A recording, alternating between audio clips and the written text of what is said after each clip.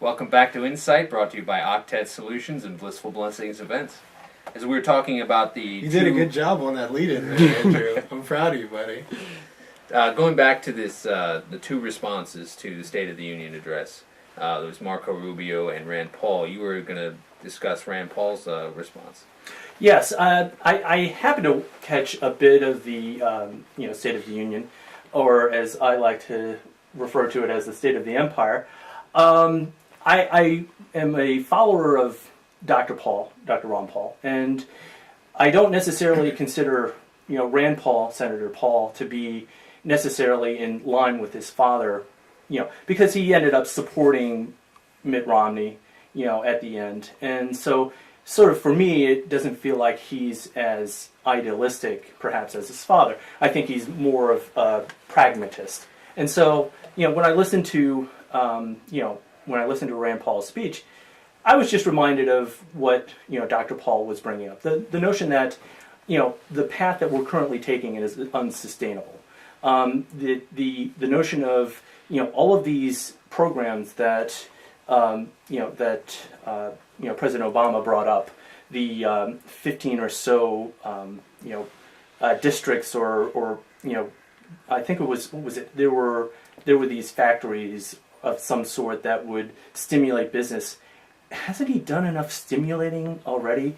I mean, when you think of the waste and spending that we've engaged in, when you think of the corruption that's been involved in companies like Solyndra, I mean, just throwing away $500 million. I just it boggles the mind how we, the people, have allowed our legislators to just foist money at their contributors. When you look at GE, General Electric, they don't. You know how much in taxes they pay? How much in taxes they paid last year? Probably not very many. They probably Zero. get a lot of They Zero. get a lot of tax. Why? breaks, yeah. Why do you think that is? Because they know people in Congress and they know the president and they lobby for these tax breaks. They have the money to do it. Do you think there's any other reason, Daniel? They're contributors. Well, beyond contributors, who does GE own? Daniel? They own a whole bunch of electronics miniature companies that are subsidized. Anyone else? Any other company that comes to mind? Or maybe I should say any news organization that comes to mind. Oh, I'm probably many. I would say MSNBC comes to mind. Okay. Well, yeah. So when you are the lapdog, or the ones that are always foisting the president's line on a daily basis, They're gonna and hit you back with. You get benefits, and that's what needs to stop. And like I said, I support Ron Paul, and I support, to some extent, Rand Paul. Right. And he's definitely discussing means in which we need to go, our country needs to go. I just think that you have what Rand Paul refers to his father, Ron Paul. We have the warfare and the welfare state. Right. You have these people in government, whether it be the Democrats or the Republicans, that are either going to support huge welfare programs or huge defense contracts. Or both. Or both. Yeah. And all they end up doing is they're really not so much concerned with the getting those missiles online and launching them, although they are useful, I guess, to some extent in their minds, or seeing to it that Granny gets a cell phone. They're just more concerned with raising the budgets up and having that money to control. It's all about money and power. It's no longer about us, the citizens. I think it's interesting too that Rubio didn't even discuss foreign policy at all, and Rand Paul talked about the Awlaki situation, where he didn't necessarily make reference to it, but he kind of insinuated with it about assassinating American citizens without due process, and he talked about ending foreign aid to a lot of countries. But Rubio didn't even touch that. Do you think that was calculated, or do you think that was something that was accidental, or do you think Rubio really intentionally stayed away? Well, I think it was international enough, considering the fact that he also gave his response in Spanish. I mean, what more do you want? That's very true.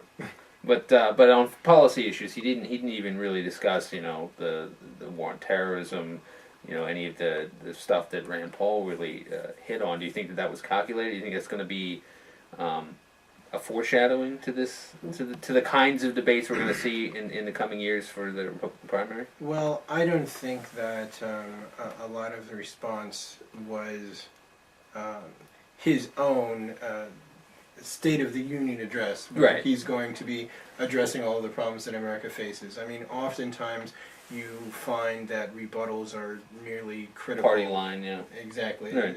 Just Do you think that partisan. that was intentional though by the Republicans then? To avoid talking about foreign policy and more focus on jobs and the economy? Well, I mean, Republican foreign policy, I think, has not been that great, and they typically stick with their strong suits. Right. So, yes, to answer your question, I believe it was calculated. Now, do you think that Rand Paul's going to be running? I believe that Rand Paul will be running for president. I believe that he's probably going to attempt to pick up his father's mantle. I would hope that, Dr. Paul, and I would assume Dr. Paul is probably going to provide whatever campaign contributions that he had remaining from his prior election and funnel it into, Rand Paul's, run for president. Like I said, I'm somewhat disheartened personally because I believe that, Dr. Paul was pushing for, he had called for $1 trillion in spending cuts the first year he was going to be be president. Now, like I said, that's a draconian. Those are draconian cuts, and I know a lot of people in this country would suffer, but at the same time, I think that's what it's going to come down to. I think it's time. We always talk about how we're going to pass the buck along and have our children or grandchildren suffer, but there's going to come a breaking point, and I'd rather stop the tide now than wait until we're over flooded by a tidal wave 4 or 5 years down the road. Right. So, yes, I believe that, Rand Paul mentioned, balancing the budget in 5 years, whereas Dr. Paul was looking to balance it in 2 years or year. Yeah. So I understand the need for that pragmatism. Obviously, Dr. Paul spoke his conscience, and he voted his conscience. Right. It didn't necessarily garner him, the success that was necessary in order to get things done. Although he was able to pass Audit the Fed, which is something that hopefully more and more Americans become aware of. Just the impact that continuing to produce dollars, it just, like I said, it just boggles the mind that President Obama would consider coining a $1 trillion coin.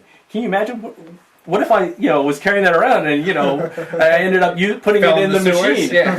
What are you going to do? I mean, it's ludicrous. It is Sounds like a ludicrous. plot to a movie. I thought back. I was thinking perhaps President Obama was paying homage to one of his favorite presidents, FDR, because FDR printed the $100,000 bill that was back during, I guess, our Lend-Lease program with Britain during World War II, when we were just shipping $100,000 bills over to them so that they could purchase our tanks. So maybe he wanted to put since FDR put his face on the $100,000 bill, maybe he wanted to put his face on the $1 trillion coin.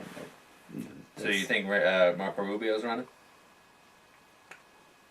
Either of you? I mean, do you think Marco Rubio's going to be running, or do you think he's just kind of, they're flirting with him now, and then they're going to change their mind by the time? And that's a ways down the road. I mean, they could.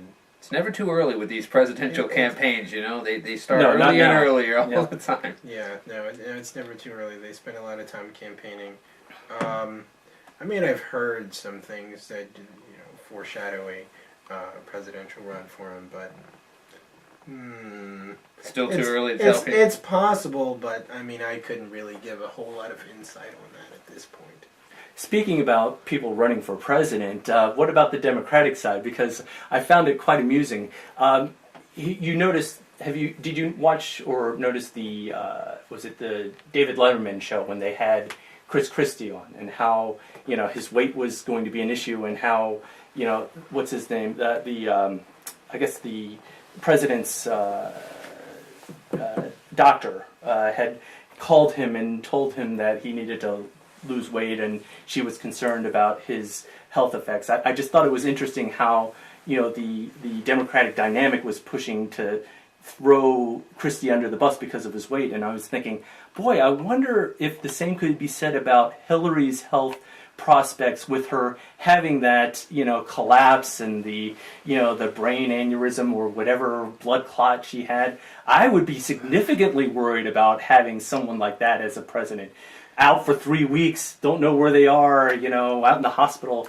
Oh, I couldn't imagine having someone like that as a president. Well, could look, you, Daniel? Sure I could. Sure I could. Howard Taft was president, okay? If he can make it in, any fat person can do it. Oh, I was talking about Hillary. I was referring to Hillary and her the blood clot in her head. What happened with Woodrow Wilson? Remember his wife was president for 6 months or something, and the end of his term when. Oh, I'm sure his he went wife was down president and- the entire term. Don't we know about that being married? Oh, right. Oh, we're gonna have to take another break. We were having so much fun, got caught up.